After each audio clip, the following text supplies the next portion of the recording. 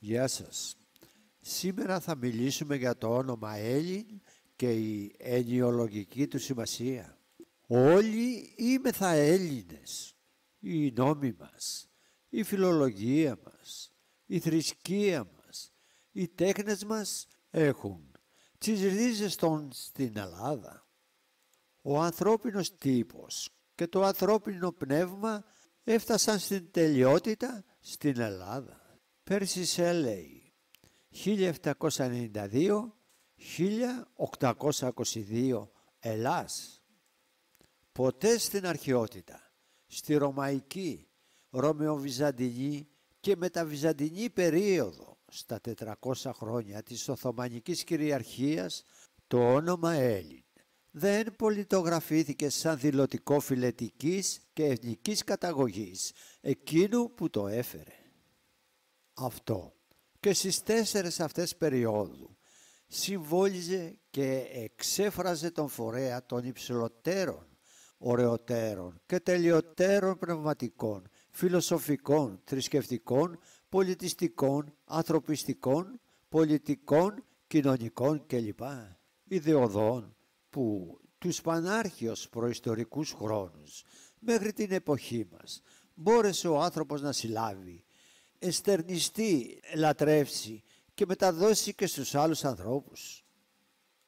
Ακόμα αυτό και στις 4 αυτές περιόδου αποτελούσε το διαχωριστικό ορόσημο ανάμεσα στους βάρβαρους, δηλαδή στους απολύτιστους λαούς, Εβραίους, Βορειοευρωπαίους, Ευρωασιάτες και Πέρσες, και εκείνους που είχαν εκπολιτιστεί, δηλαδή όσους είχαν ασπαστεί και ακολουθούσαν χρώμενη της Ελλάδος φωνή, ομιλούσα την ελληνική γλώσσα, τον πολιτισμό, τις πνευματικές φιλοσοφίες, θρησκευτικές, ανθρωπιστικές, πολιτικές, κοινωνικές αξίες, αρχές και παραδόσεις των Ελλήνων. Η πολιτογράφηση του ονόματος Έλλην σαν δηλωτικού, φιλετικής και εθνικής καταγωγής έγινε μόνο μετά την οριστική το 1821 στροφή της πνευματικοπολιτιστικής αυτοκρατορίας των Ελλήνων και την κατασκευή του κρατηδίου που ονόμασαν Νέα Ελλάδα. Το όνομα Έλλην ούτε υποδήλωνε ποτέ, ούτε υποδηλώνει, ούτε είναι δυνατό εκ της γραμματικής και ενιολογικής του ετυμολογίας να υποδηλώσει τον ηθαγενή, τον αυτόχθονα, χθόν αυτός. Εκείνος που γεννήθηκε στο συγκεκριμένο γεωγραφικό χώρο που λέγεται Ελλάδα, στη γη της Ελλάδος, ή τον γεήοχο ή γεούχο, από το ή επί της γέας γης, περιοχής, εδάφους και χώρας γεννηθέντα, ούτε τον αυτόνομο, σε αντίθεση με τον υπήκοο, ελεύθερο άνθρωπο, ο οποίος σέβεται και τηρεί τις παραδόσεις, αξίες και αρχές πολιτιστικές, πνευματικές, λατρευτικές, κοινωνικές κλπ. Και τους θεσμούς και τους νόμους της πολιτείας στην οποία γεννήθηκε και γαλουχήθηκε, στη συγκεκριμένη περίπτωση της ελληνικής σήμερα και στην αρχαιότητα της αθηναϊκής, σπαρτιατικής, κρητικής, μακεδονικής, αιτωλικής, κορινθιακής κλπ. Ούτε φυσικά τον υπήκο πολίτη, ο οποίος μπορεί να έχει οποιαδήποτε φιλετική ή εθνική καταγωγή και να ακολουθεί και να τηρεί οποιασδήποτε πολιτιστικές, λατρευτικές κλπ. Παραδόσεις, αρχές και αξίες, αλλά που απλώς μόνο είναι υποχρεωμένος να σέβεται και να τηρεί τη γραπτή και όχι εθιμική νομοθεσία της χώρας ή της πόλης, της οποίας ζήτησε να τον αναγνωρίσει σαν πολίτη της, υπηκόο της, και εκείνη έκανε αποδεκτή την αίτησή του. 2. Το όνομα Έλλην ούτε είχε, ούτε έχει, ούτε μπορεί να αποκτήσει εθνική σημασία και εθνικό περιεχόμενο. Είχε, έχει και θα έχει οικουμενική σημασία και οικουμενικό περιεχόμενο. Γιατί ούτε γραμματικά, ούτε ενοιολογικά δεν εκφράζει και δεν υποδηλεί τους όρους ηθαγένεια και εθνικότητα. Έλληνη μπορεί να είναι οποιοσδήποτε, από οποιαδήποτε φυλή και σε οποιοδήποτε μέρος της γης και αν γεννήθηκε, αρκεί μόνο να έχει από τους γονείς του ή το περιβάλλον του πολιτιακό, κοινωνικό και λοιπά γαλουγηθεί, ανδριωθεί με τα ιδεώδη και τις αρχές, αξίες και παραδόσεις του ελληνισμού.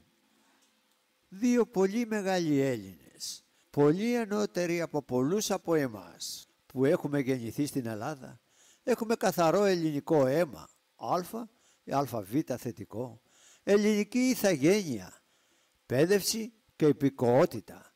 Ήταν παραδείγματος χάρη ο γεννημένος στη Γαλατία, με πολύ βαθιά ριζωμένη στη γη της γενολογικής του ρίζα, μέγιστος Ρωμαίος αυτοκράτορας Ιουλιανός, ο δικαίος επωνομαστής Ήλιος, που επειδή κατά τη τελευταία του πνοή συνέχιζε να παραμένει Έλλην, αρνούμενος να γίνει βάρβαρος, Ιουδαιοχριστιανός, Εβραίος, αποκλήθηκε από τους Οβραίους και Ιουδαιοχριστιανούς παραβάτης. Και δύο, ο μεγάλος φιλόσοφος Πορφύριος Σωτήριος, 234-310 μετά Χριστόν, ο οποίος γεννήθηκε στη Βαβυλώνα από γονείς Βαβυλώνιους, που και αυτόν η γενεολογική ρίζα ήταν βαθιά ριζωμένη στη Βαβυλώνια γη και που στο τάφο του ακόμα με τις υποθήκες του και τα χριστιανών το προσανέβη επιστολή και το προς Μαρκέλα επιστολή συνεχίζει να παραμένει Έλληνας. Το όνομα Έλλην δεν παράγεται από το Ελλάς, αλλά το δεύτερο από το πρώτο. Έλλην, Ελλάς, ελληνισμός και έθνος των Ελλήνων είναι δύο ονόματα και δύο όροι, αλληλοεξαρτώμενες έννοιες, αλλά με διαφοροποιημένο σημασιολογικό τους περιεχόμενο. 4. Σε κανένα από τα περισσοθέντα έργα των αρχαίων Ελλήνων συγγραφέων, από όσα έχω υπόψη μου, δεν γίνεται ούτε άμεση ούτε έμεση ενοιολογική ερμηνεία του ονόματος Έλλην. Η μόνη ερμηνεία που γίνεται σε πολλά από αυτά τα έργα είναι ετυμολογική. Όλοι οι αρχαίοι, μεταγενέστεροι και νεότεροι συγγραφείς που έχουν ετυμολογήσει την καταγωγή του ονόματος Έλλην έχουν στηριχτεί στην ερμηνεία που έχει δώσει ο Όμηρος, Οδύσσια Δέλτα 726 και Ηλιάδα Β 683 και Σίγμα Ταφ 684, ο οποίος αναφέρει ότι αυτό παράγεται από το Ελλάς, την πόλη της Θεσσαλίας, την οποία έκτισε ο Έλλην, ο γιος του Δευκαλίωνα. Την ίδια ερμηνεία του Ομήρου έχουν υιοθετήσει όλα τα ορθογραφικά, ερευνητικά και τιμολογικά λεξικά της αρχαίας και νέας ελληνικής γλώσσας, όπως παραδείγματος χάρη του Ησυχίου, Ευσταθίου, Στεφάνου Βυζαντίου, Λίντλεν Σκοτ, Γαζί, Βερνεδάκη, Σακελαρίου, Κωνσταντινίδη, Χατζηδάκη, Δημητράκου. Σε κανέναν όμως από τα λεξικά αυτά δεν γίνεται ενοιολογική ερμηνεία του ονόματος αυτού. Πολλοί νεότεροι ιστορικοί, φιλόλογοι και γλωσσολόγοι δίνουν μία δεύτερη ετυμολογική ερμηνεία. Κατά την ερμηνεία αυτή, αυτό παράγεται από το όνομα Ελλάς, Έλλη. Το όνομα αυτό το έφερε ένα από τα αρχαιότερα ιερατικά γένη, το οποίο ιεράτευε κληρονομικό στο ιερό του Δία στη Δοδόνη της Υπήρου. Και η πρώτη και η δεύτερη ερμηνεία, όπως βλέπουμε, είναι μόνο ετυμολογική και όχι ενοιολογική. Και σαν ετυμολογικές, όμως δεν είναι σωστές. Δεν μπορεί να είναι σωστές για τους απλούστατους λόγους. Πρώτος, αφού κατά την πρώτη ετυμολόγηση ο Έλλην, γιος του Δευκαλίωνα, έκτισε την πόλη. Ελλάς, το πρώτο όνομα προηγείται του δευτέρου. Επομένως, είναι φυσιολογικό και λογικό να παράγεται το Ελλάς από το Έλλην και όχι το αντίθετο. Δεύτερος, το Ελλάς, Έλλη, που κατά τη δεύτερη ετυμολόγηση παράγεται το Έλλην Έλληνες. Παράγεται από το Ελοπία. Ελοπία ονομαζόταν ο κάμπος της Υπήρου, σημερινός των Ιωαννίνων, στον οποίο ήταν κτισμένος ο ναός του Δωδεναίου Διός. Από το όνομα αυτό αποκλήθηκαν Έλοποι, διατηρώντας ταυτόχρονα και το προηγούμενό τους. Το Σέλι, μόνο οι ιερείς που υπηρετούσαν στο ναό αυτό. Το δεύτερο το Σέλι το είχαν πριν πάνε στην πεδιάδα της Ελοποιίας, όπου και το Έλοπι και στη κοιλάδα αυτής το Μάρου, σημερινή ο Λίτσικας, από όπου και το τρίτο τους όνομα Τόμαρη ή Τούμαρη στη Δοδόνη. Αυτό είχαν πάρει από την πελαζιακή πόλη της Θεσπρωτείας Έλα Σέλα, και αυτή το είχε πάρει από τον ποταμό Σελίεντα, κοκκιτών της αυτής περιοχής. Τρίτος, όλοι οι μεταομηρικοί συγγραφείς, οι Αλεξανδριανοί, Ρωμαίοι και Βυζαντινοί ιστορικοί και λεξικογράφοι, όπως οι νέοι, νεότεροι και σύγχρονοι Έλληνες και ξένοι ιστορικοί, φιλόλογοι, εθνολόγοι και γλωσσολόγοι, ενώ στηρίζονται κυρίως στην ομηρική ετυμολόγηση, έχουν ταυτόχρονα υιοθετήσει και την ερμηνεία του Απολόδωρου, ο οποίος, όπως έχουμε δει σε προηγούμενες σελίδες μας και όπως θα ξαναδούμε αμέσως παρακάτω, γράφει: ο ίδιος μεν ο Έλλην ονόμασε Έλληνας αυτούς που πρωτήτερα ονομάζοντο Γκρεκοί.